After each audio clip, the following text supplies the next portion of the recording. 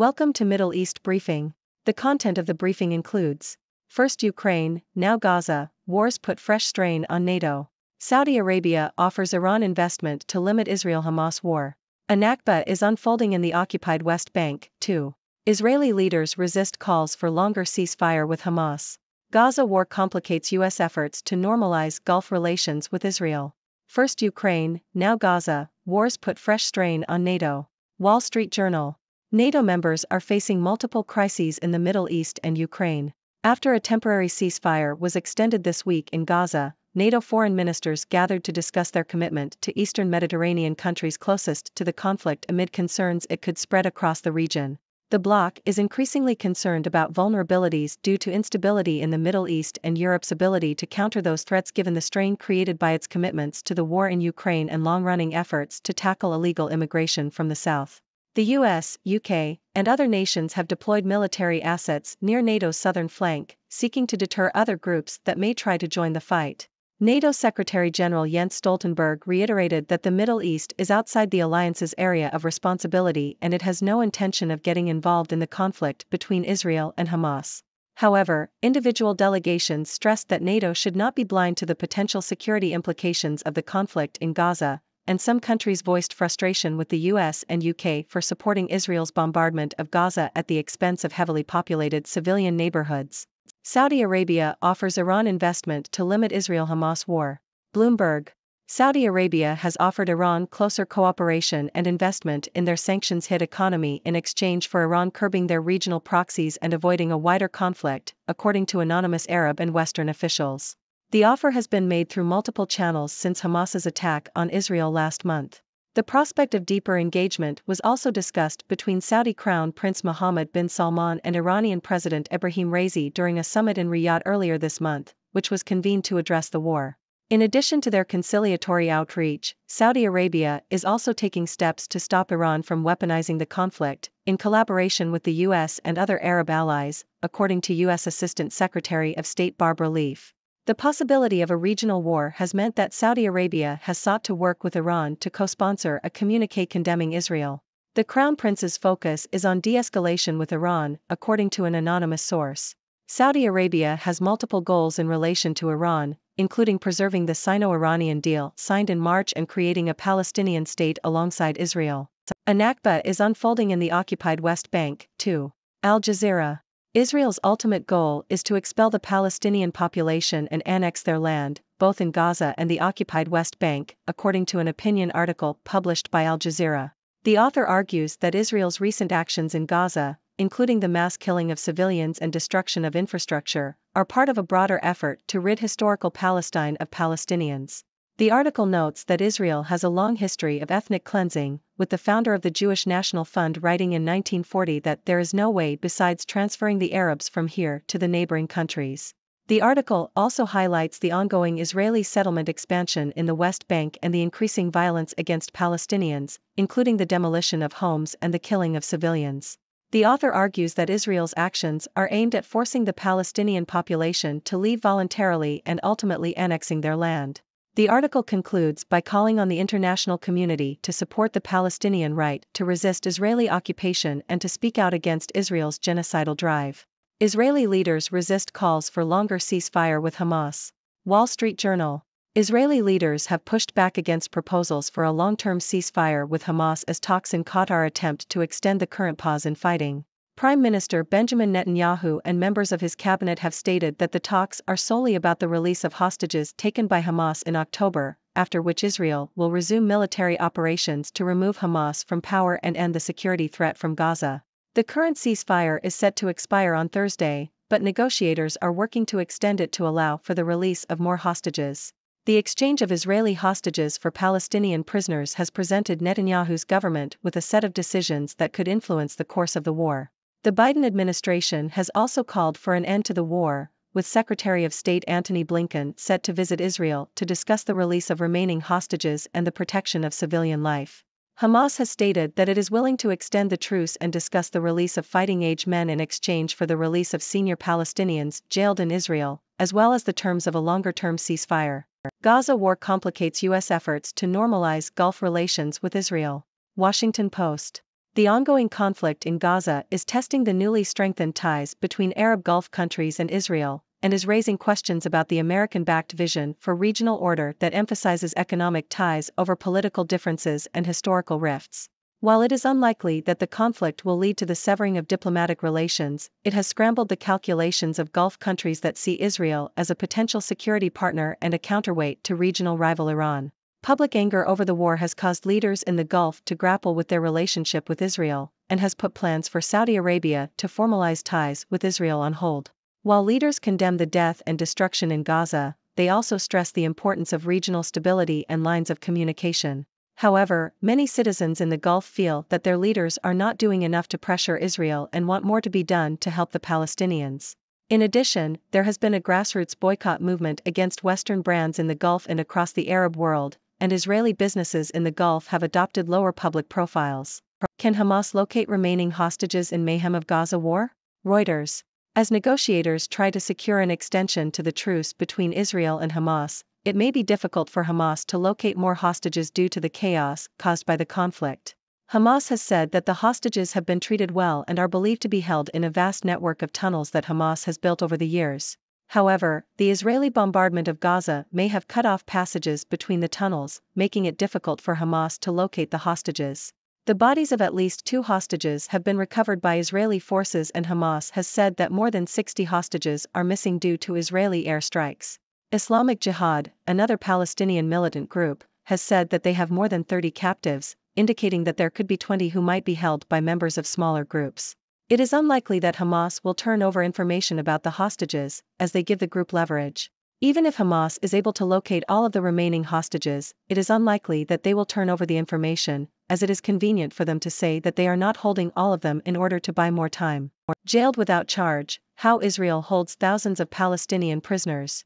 Al Jazeera. Israel has imposed a ban on celebrations by the family members of recently released Palestinian prisoners, stating that expressions of joy are equivalent to supporting terrorism. This comes as Israel has identified 300 Palestinian women and children for potential release, with almost 80% of them not formally charged. Most Palestinian prisoners are arrested under a quasi-judicial process known as administrative detention, where they can be jailed for 6 months and have their detentions repeatedly extended indefinitely without charge or trial. The majority of Palestinians, including children, are tried in Israeli military courts, where they are often deprived of defense lawyers and due process. In contrast, Israeli citizens are tried in civil courts, highlighting the two-tier justice system that discriminates against Palestinians. The treatment of Palestinian prisoners has been widely criticized, with reports of abuse, beatings, and torture. Furthermore, children as young as 9 years old have been detained in violation of the UN Convention on the Rights of the Child, with reports of beatings, strip searches, and sexual violence. China, India court Global South in competing bids to lead developing countries. South China Morning Post. India has emerged as a challenger to China's aspirations to lead the developing world, with New Delhi hosting its second virtual Voice of the Global South Summit in November. India's pitch to developing countries has been to make global institutions more inclusive and responsive to their voices. The country hosted a G20 summit in September where it announced initiatives championing the interests of developing countries, including a plan to reform multilateral development banks and expand their lending capacities. India also announced a rail and shipping project connecting India with Europe through the Middle East, which is seen as an attempt to compete with China's Belt and Road Initiative. While competition between China and India to court the Global South is expected to intensify, it may not be possible for one leader to represent all the countries given their differences and varied needs. In a shaky oil market, OPEC has bitter decisions to make. New York Times. The Organization of the Petroleum Exporting Countries, OPEC, and its allies, including Russia, have postponed their year-end meeting to discuss oil production cuts until Thursday. The group must decide whether to cut production further in response to falling oil prices. The price of Brent crude has dropped to around $82 per barrel, down from a high of over $96 earlier this year and $128 during the Ukraine war. Meanwhile, OPEC Plus has already cut production, but supplies from other producers, such as the US, are increasing. Analysts predict that global oil demand will slow in 2024 due to a Chinese economic slowdown, more efficient energy use, and an increase in the number of electric vehicles.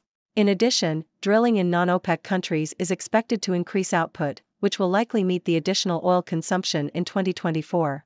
The weak market is pressuring Saudi Arabia, the de facto leader of OPEC+, to push for continued and possibly deeper production cuts. However, the U.S. is thriving as an oil producer, accounting for 80% of the global supply increase in 2023. Labor loses Muslim support over stance on Israel-Hamas ceasefire. Financial Times. The Labour Party's refusal to call for a ceasefire in Gaza has angered many British Muslims, who make up a significant portion of the party's voter base. Small crowds gathered outside a mosque in Bethnal Green, East London, to express their anger, and many promised to take their vote elsewhere. The party's initial decision to back a humanitarian pause rather than a full ceasefire was in line with the US and UK governments, but backfired among British Muslims, 65% of whom supported Labour in the 2019 election. This has resulted in a major rebellion within the party, with 10 frontbenchers quitting and 46 MPs defying the leader, Keir Starmer. More than 50 Labour councillors have also resigned over the issue. Labour hopes to flip dozens of Conservative seats in the next general election, but the loss of Muslim voters could make this difficult. There are 10 seats in England and Wales where the Muslim population is more than 10%, and slender majorities leave the party open to a protest vote. Ladies and gentlemen, it's your friendly neighborhood 6 Doctor here, back with another round of news from around the world. Today, we take a look at the strain on NATO due to conflicts in Ukraine and the Middle East, Saudi Arabia's offer to Iran in exchange for peace, the ongoing crisis in Gaza, Israeli leaders' resistance to a longer ceasefire with Hamas, the impact of the Gaza war on Gulf-Israel relations, the challenge of locating hostages in the chaos of war, Israel's treatment of Palestinian prisoners, China and India's competition for leadership in the Global South, OPEC's tough decisions in a shaky oil market, and the Labour Party's loss of Muslim support over its stance on the Israel-Hamas conflict. Phew, that's quite a lot to cover. Now, let's dive deeper into these stories.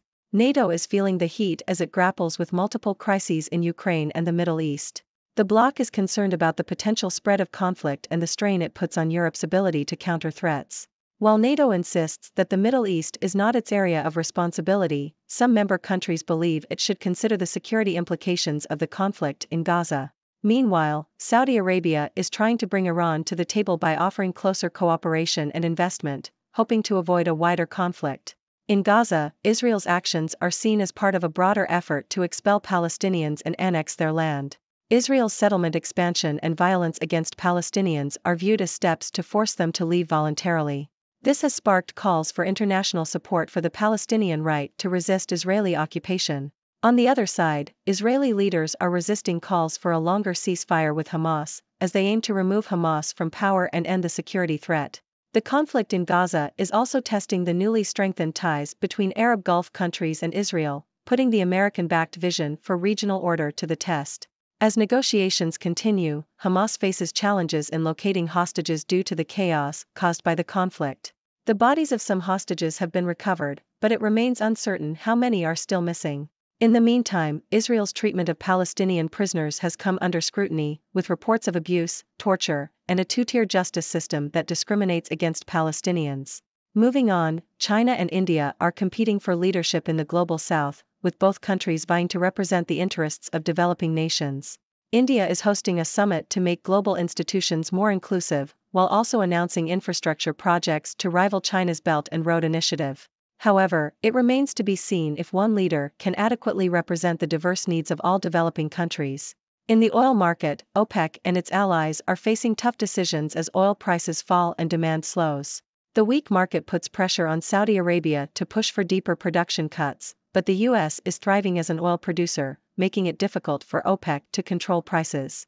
And finally, in the UK, the Labour Party's stance on the Israel-Hamas conflict has angered British Muslims, potentially jeopardizing their support in future elections. And there you have it, folks. Another whirlwind tour of the world's news. Now, I want to hear from you. What are your thoughts on these stories? Do you think NATO should get more involved in the conflict in Gaza? Will Saudi Arabia and Iran find common ground? And what about the Labour Party's loss of Muslim support? Let's discuss. Thank you for tuning in. The content above showcases the latest briefing reports and analytical synopses, thoughtfully curated by the 6Do team. These insights stem from a wide array of reputable media outlets, think tanks, government sources, and specialized experts worldwide. We encourage you to explore these sources for a comprehensive perspective. Keep in mind that while the content may not always align with the official standpoint of 6Do Brief, it's not meant to be taken as absolute directives for decision-making. Comprising seasoned media professionals, learned scholars, and accomplished scientists, the 6Do team embodies a trailblazing, fully independent media entity. To customize 6Do Brief to meet your professional needs, you have the option to subscribe to a diverse array of briefings on our website, 6dobrief.com. Regardless of your location, you can conveniently receive 6Do Brief via email.